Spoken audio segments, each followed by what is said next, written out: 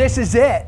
Don't get scared now. We're down to Hawks, Cavs, Pelicans, Clippers for the NBA play-in tournament. Winners get the 8th seed in their conference and likely still lose in the next round. Losers tonight, though, get an early start on Banana Boat season. Welcome to DOS Sweat, presented by DraftKings. I'm Emerson Lotzi, everybody, but DraftKings contributor Matt Meiselman is here to keep me company today because Jessie is lazy. I'm just kidding. She's just pregnant. So, dude, need your help for some best bets. How much do you like the Hawks pulling this off on the road, dude? Take a look at this, Billy. Let's move on over here to the touchscreen. Hawks are actually 2-point road favorites, which is just about everything you need to know. It tells you everything you need to know about these guys after they embarrass Charlotte. Well, I was a little scared about a second ago, but after seeing this cool interactive thing we got going on in the studio, I feel a little bit better. But the reason I'm scared is I have been on the Hawks to make the playoffs for basically this whole season. I think they've been an undervalued team. They started off really slow, so we got some decent odds on them. They were plus 200, 250 range to get into the playoffs a couple months ago. But Jared Allen may be back, and that's the reason that it's hard for me to have a really concrete take on this game. I think if we knew that Allen wasn't playing, Hawks -2 might be the fair line. Maybe it should be 3. Like I feel pretty comfortable there. But if Allen's out there, and this is the big thing, if he's out there playing like himself, I actually like the Cleveland side of this game. I think Jared Allen, when healthy, is the Cavs' best player. The problem is we don't know what Jared Allen is going to look like. He hasn't played since early March. He's dealing with a finger injury that I think we just don't have any clarity how much it's going to affect him. So I don't really know what to do here. Like healthy Jared Allen, I think the Cavs might even have the advantage. Not healthy Jared Allen or no Jared Allen, the Hawks have the advantage. So I'm just kind of hoping that Jared Allen doesn't look himself yet and the Hawks can pull this one off. Yeah, Trae Young shot 8 of 24 in that game, too, for the Hawks, who still shot 50% or better from the field and from three-point land, Matty.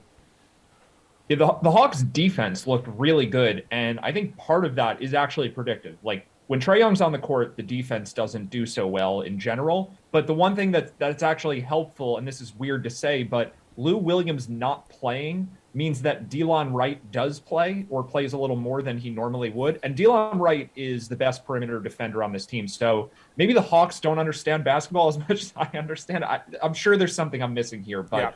Lou Williams plays a decent amount of minutes off the bench when he's healthy. He won't be available for this game. Delon Wright is available, and I think that defense with the second unit does help the team a lot. Well, dude, in the West, the greatest never been an All-Star before, C.J. McCollum and the Pelicans. So they're now, they're 4-point dogs in L.A. After Wednesday's victory, though, over the Spurs, bro, McCollum said it was the start of something special. So special enough, Matty, to win outright tonight, or maybe just cover, or neither? What are you feeling?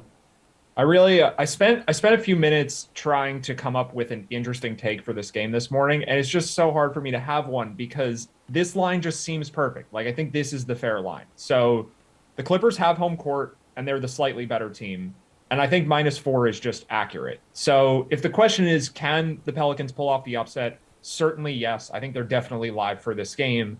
But is there a bet that I would make for this game? I think over in props land, or maybe for one of these teams in the next round, if they happen to win, sure, like there's some stuff that's interesting there. But I think that the odds makers did their jobs well here, and 4 is just what the line should be. So I think there's a lot more that's bettable with the Eastern Conference game. With the Western Conference game, I think that the market is just pretty efficient here. And I know like people are falling asleep listening to this type of analysis, but it's just, this is what it is. I think the line is perfectly fair. I can't be honest and say that I like either side of the game on the spread. Okay, but the season series went to New Orleans. I mean, that was 3-1. And then the Clippers, the only game that they won, like back in April, they had to drain 21 threes in order to get that win. Yeah, it's just these two teams in particular are weird because they are so different right now from what they were throughout the season. I mean, we didn't have Paul George for the vast majority of Clippers games this year. True. We didn't have C.J. McCollum for the vast majority of Pelicans games. And then even the ones where McCollum was playing, there were other players in and out of the lineup. J-Val was hurt down the stretch. So Luke Kennard may not, I think we already know is not available for this game. So these rosters have been shifting around so much throughout the year. I don't know how much we can look into the sample that's happened so far this season. All right, dude. Not to mention the massive rebounding advantage that New Orleans has over LA. Showed up in like every game of that series. All right, so you kind of teased it a little bit because you're a professional, but give me overall, like maybe another prop or two which interests you tonight. Yeah, I think 2 points unders are somewhat appealing, one in each game. So Brandon Ingram, I think if you look at the way that he played in the first playing game for the Pelicans, you might say Ingram was in foul trouble and he still got into the mid 20s in points. He didn't even reach 30 minutes. So over 24 and a half in theory should be good if he doesn't get in foul trouble.